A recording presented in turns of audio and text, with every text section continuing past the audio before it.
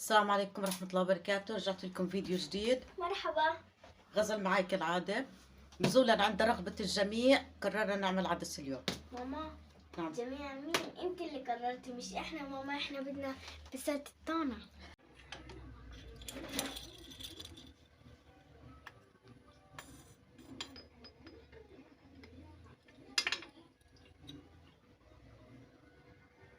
فطور صباحي سريع.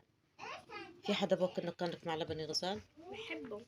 نقانق لبنة وزيت وزعتر، حمص وحلاوة، شاي على السريع. ما في علينا اشي اليوم، بس شوف شو رح نعمل اليوم. لحتى يجهز الغداء رح اخذ استراحة، بس ما رح اشرب فيها قهوة. عملت نسكافيه. تعالوا معي. السلام عليكم ورحمة الله وبركاته. لتاني مرة، أول مرة غزل ما أعطتني فرصة أسلم منيح عليكم. تحياتي لكل اللي بتابعنا، شكرا. قبل ما أحكي ولا أي شيء، شكرا. قبل ما أحكي ولا شيء، قبل ما أحكي إشي، شكرا للي اشترك معي في القناة جديد، ممنونة. وبدي كمان هيك اشتراكات همتكم، يعني حابة قناتي تكبر هيك ويشوفوها أكبر عدد. طبعا هذا روتين كل ست الصبح. بعد الفطور لازم نلبس ونرتب لحتى نشوف شغلنا. سيرينا غلبتني كتير كتير بالتمشيط، لذلك بتغلبني عفوا، لذلك لما بدي أمشطها لازم أعطيها التليفون لحتى تضل ساكتة. طبعا خليني أتذكر، كانت في وحدة على التعليقات بتحكي لي إنه عاملة لغزل بروتين، ممكن فكرت في يوم العيد لما أنا استشفرت لها شعرها. ولا يمكن ولا مرة في حياتي ممكن أعملها بروتين، ممكن لما تكبر هي تقرر. آه، بس لحتى يصير عمرها ممكن 15 سنة ما راح أخليها. ممكن 15 سنة بتصير هيك مثل البنات تفكر تعمل. بس أنا ما رح أنصحها أصلا حتى لو كبرت، بس أنا بحكي بشكل عام إنه ممكن تفكر. بس ما بنصحها لأنه شعرها كيرلي وكتير حلو. تحياتي لم علي اللي حكت لي إنه ابنها كمان حب يكون شعره هيك، لأنه هذا الديزاين هذا الموديل هذه السنة وكل السنوات الناس بتحب الشعر الكيرلي. لذلك مستحيل أنا من سابع المستحيلات، من سابع المستحيلات إن أعمل لهم بروتين. طبعًا أنا باعالج بشعر سيرينا، بس مش علاج، يعني باحافظ عليه لحتى يصير أخمل شوي متل شعر غزال. مع إنه أنا باتذكر إنه غزل في صغرها كان نفس الشي، بنكش بسرعة وهيك، بس لمّا كبرت مع الكريمات مع زيت الخروع مع هاد الأشياء مشى حاله. طبعًا بلشت في سيرينا وبعدين مشّطت لغزال. عبد الكريم طبعًا ما إله شعر بمشّط لحاله، بيحكي لي: "ماما مجهودِك." طبعًا غزال بتغلبني شوي لإنه اعملي لي هيك ماما واعملي لي هيك ومش عاجبني هاي الطريقة، وهذه الطريقة أو التسريحة وهذه مش عاجبني التسريحة بتحيرني. لذلك هاي المرة اختصرت وحكيت لها بدي إياه يضل هيك مرتب اليوم بدون ما تنكشيه. بتفكه على فكرة، هي بتفكه وبتعمل لي أشكال فيه. لذلك مشطت لها على السريع هيك مثل ما بدي. وراح نبلش شغل مع بعض. حكيت أنا في البداية إنه ما كان في عندي شغل، بس للأسف يعني ما بعرف من وين بيطلع الشغل، من تحت أظافيرنا. أو إحنا بنطلّعه من تحت أظافرنا مش عارفة. المهم كان علي شغل أنا، مش كتير، هو تنضيف شوي غبرة.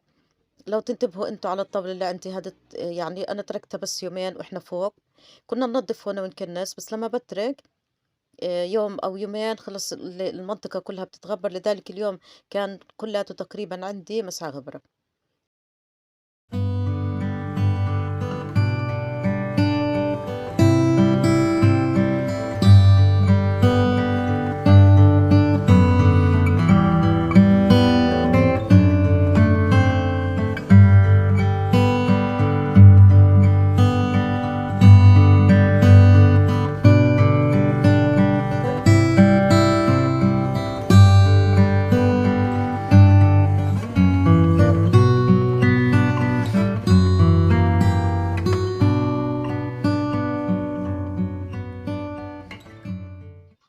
وهون بعد ما أفطروا الولاد ولبستهم جهزتهم، أول شغلة عملتها إني حطيت هذه المبخرة.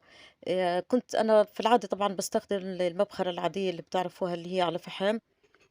بس ما حبيتها هالمرّة لإني ملتهية في الشغل وخايفة إنه سيرينا تنتبه عليها أو تلعب فيها وتحرق إيدها لا سمح الله، لذلك شغّلت هادي. أنا باحبها كمان هادي سلسة وبسرعة بتخلّي هيك ريحة البيت حلوة، ما بتعمل غبرة أو إيش غبرة؟ الدخنة تبعة البخور.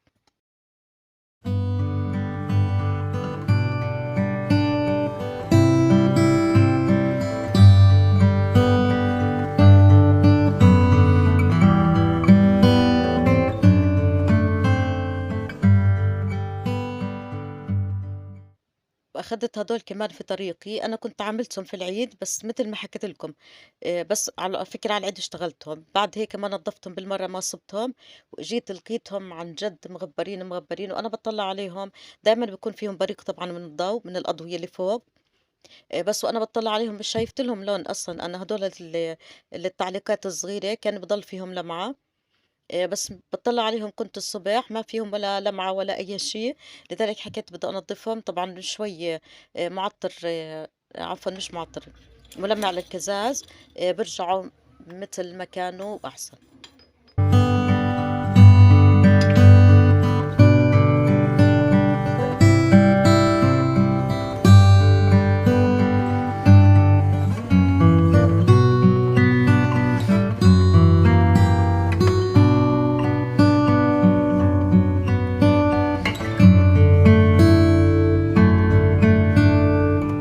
طبعًا نضّفت التلفزيون، هذا ما بتوسخ كتير متل اللي فورفتي، هداك يعني هيك أرضي وسيرينا دايمًا أصابعها عليه.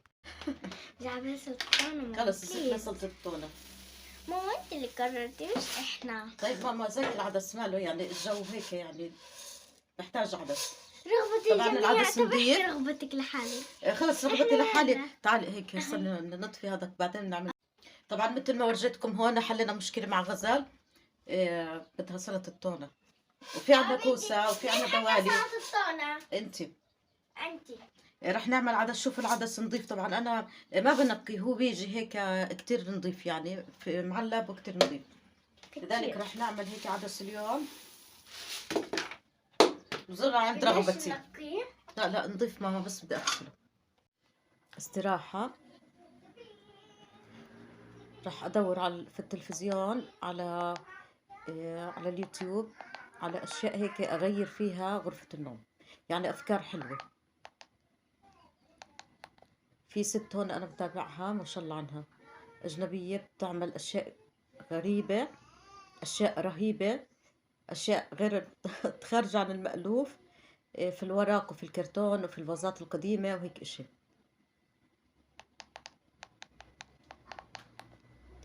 رح أدوّر عليها وأشوف آآ إيش أعمل في الغرفة. احكوا لي أنتم شو أعمل، يعني أنا حابة أغيّرها. أنا ما صوّرتها كامل، لو أصور لكم إياها كاملة بتنصدموا، لإنه الحيطان عندي شوي بدها دهان. ماما استني ما تطفي طيب. إيش مالك؟ بديك شغلة. استني. غزل حكت لي استني بدي أورجيكِ شغلة. ورجيني إيش بدك تورجيني؟ ماما رح أنا تضربيني. باصور دلبالك. ما رح تضربيني. لأ مش رح أضربك. ليش رح أضربك؟ عن جد؟ لأ. اوكي. شو عملتي؟ إيش إيش هاد؟ استني. غزل لابسة شوي، سامعين صوت سيرينا؟ ليش لابسة فستاني؟ حلو. هيك شكلي فيه عبيطة؟ لا. حلو. بجنن.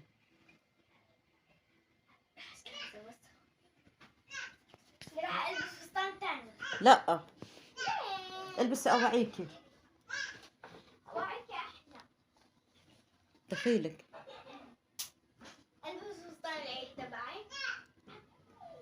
لا ماما لا تغيري أوعيكي، خلص مش غيرت من شوي. حكيت في إشي مهم أنا. ما علينا نكمل موضوعنا. احكوا لي الأفكار هيك أعمل فيها الغرفة.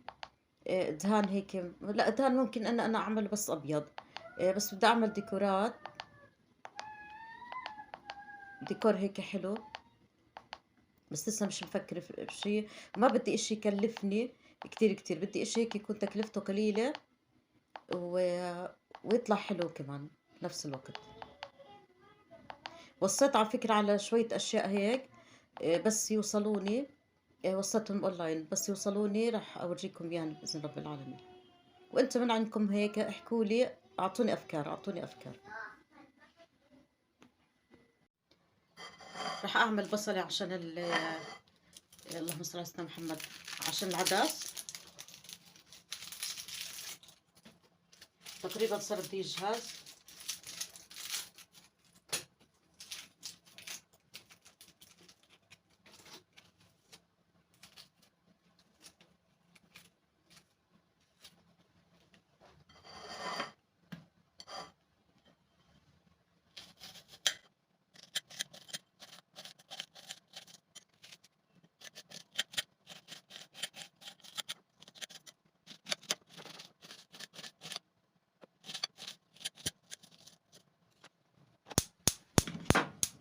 حطيت هون شوي ملح وشوي كمون عشان أعمل مع البصل.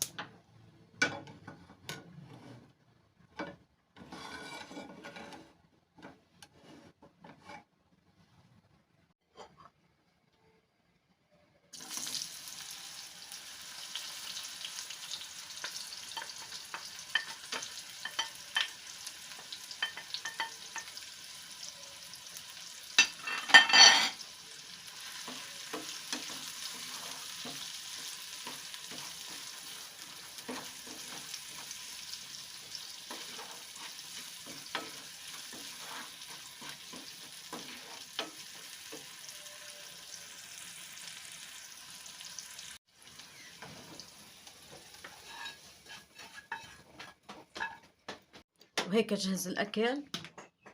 راح نسكر.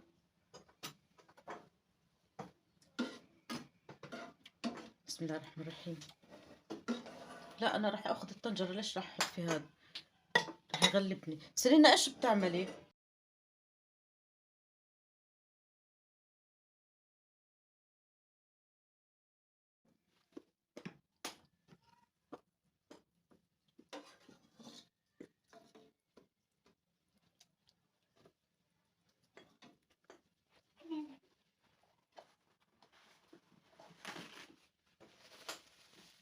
غزال،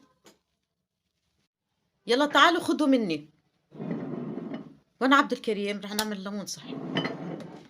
راح أعمل ليمونة، قسمتها هيك، أنا بدي أقسمها هيك. مالي 4 إيش؟ ليش بتحكي في الإشارة؟ ابعدي طيب من هون.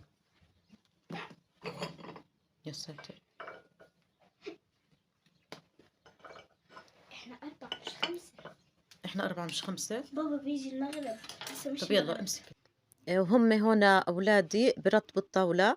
حابة أحكي شغلة، تحياتي لأهل فلسطين اللي هم النسبة الأعلى اللي بتتابعني في القناة، وبعديها العراق، تحياتي لأهل العراق، ومنهم أم علي، حبيبتي أم علي تابعتني من زمان، تحياتي إلها من كل قلبي. آه، وبعديها مصر، وبعديها السعودية. تحياتي لكل ال- اللي بيشاهدني حاليا وراح يشاهدني بعد هيك وراح يشوف قناتي. تحياتي لهم كلهم جميعا بلا استثناء. آه، وكمان إلي رجاء تاني عندكم لتاني مرة، بتشوفوا القناة وبتتابعوا للآخر بعض الفيديوهات، طبعا مش كلها. ومع هيك ما في اشتراكات، رجاء رجاء رجاء رجاء، شفتوها وحبيتوا القناة اشتركوا. فعلوا زر الجرس واحكوا لي هيك شو حابين أعمل. يعني ممكن أيام بتخلص الأفكار، أيام بتخلص المواهب اللي عندي لذلك استشيركم، يعني احكوا لي شو أعمل، شو الروتينات اللي بتحبوا أعملها في قناتي. أم، تمام هيك.